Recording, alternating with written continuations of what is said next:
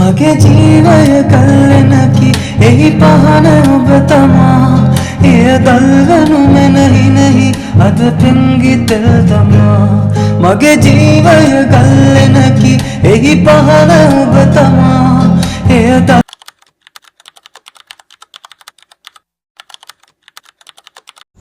Hi යාළුවනේ welcome back to my YouTube channel. ඔයා මගේ YouTube channel එකට අලුත් කෙනෙක් නම් මම සෙව්වන්දි. ඉතින් බලමු මගේ දවස් දෙකක් ගෙවෙන්නේ කොහොමද කියලා.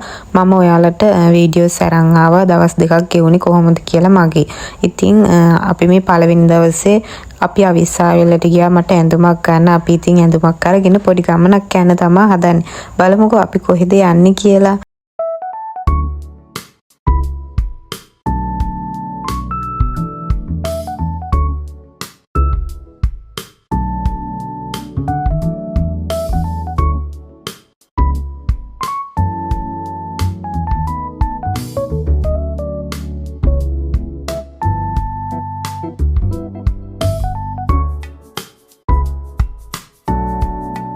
යාළුවනේ මම මේ ඇඳුම තමා ගත්තේ බලන්නකො ලස්සනයිද කියලා.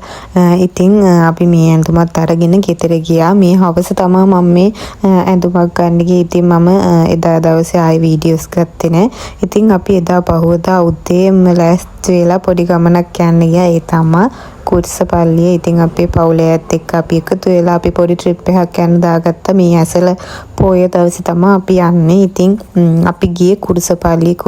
ඉතින් මම අවුරුද්දක් තිස්සේ තමයි බලන් හිටියේ කුරුසපල්ලිය යන්න. ඉතින් මට යන්න බැරි වුණා. ඒත් මේ පාර ඇසල පොයට අපි කුරුසපල්ලිය ගියා. හරිම සතුටුයි. හරිම ලස්සන නිදහස් තැනක්. හැබැයි සෙනග ඉන්නවා. ඒ පොය දවස නිසා වෙන්නේ නැති එච්චර සෙනගේ හිටියේ. ඉතින් අපි යනකොට ඇසල පොය නිසා දන්සල් තිබ්බා. ඉතින් අපි දන්සලුත් කාලා අපි ඉතින් ගියා. ඉතින් අපිට එකටම යනකොට හම්බුණ දන්සල තමයි කිරිබත් දන්සල මාරම රසයි. හොත්තට තිබ්බා. ඉතින් ඇසල පොය දවසේ දන්සල් දුන්නේ හැමෝටම බොහොම පිං. ඉතින් හරිම රසයි. ඉතින් අපි යන ගමන් අපි රෙදි කඩේකට ගියා. ඉතින් අපේ කට්ටියට රෙදි බලන්න ඕනේ කියලා අපි රෙදි කඩේකට ගියා. ඉතින් ඒ කඩේ රෙදි තිබ්බ ලස්සන. ඒ වුණාට අපිට හරියන ඇඳුමක් තිබ්බ නැති හින්දා අපි කවුරුත් ඇඳුම් ගත්තේ නැහැ. අපි ඒ කඩෙත් ටිකක් වෙලා ඉඳලා අපි යන්න ගියා. ඉතින් අපේ වාහනේ ඉස්සරහට දාන්න අපිට බූල් රෙද්දක් ගන්න ඕන වෙලා තිබ්බා.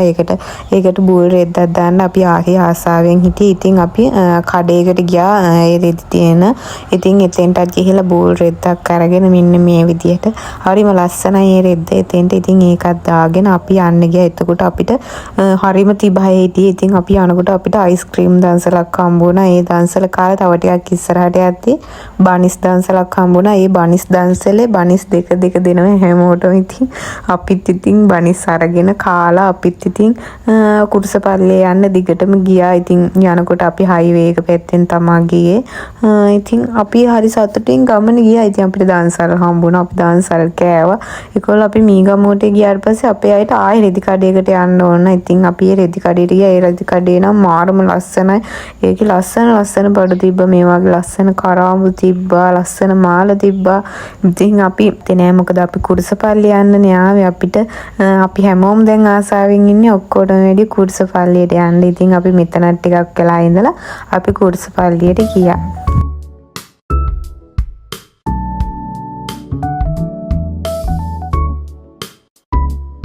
යාළුවනේ අපි දැන් මේ ඉන්නේ කුරුසපල්ලියට යන පාරේ. ඉතින් පාරේ අයිනෙන් තියෙන්නේ බීච් එක හරිම ලස්සනයි. ඉතින් මම කලින් වීඩියෝ එකත් ඔයාලට කියලා තියෙනවා මම බීච් වල යන්න හරි ආසයි කියලා. ඉතින් මේ බීච් එකේ අයිනට වෙලා ඉඳගෙන ඉන්න මෙන්න මේ විදියට බංකු ගහලා කට්ටියට නිදහසේ ඉන්න හදලා තියෙනවා.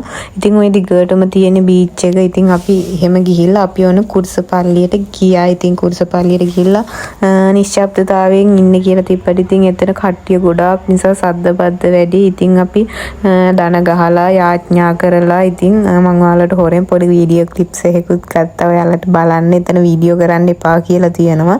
ඉතින් අපි එතන මේ දේවල් කරලා අපි ඉතින් අපි එතන කුරුසපල්ලියෙන් ආවා.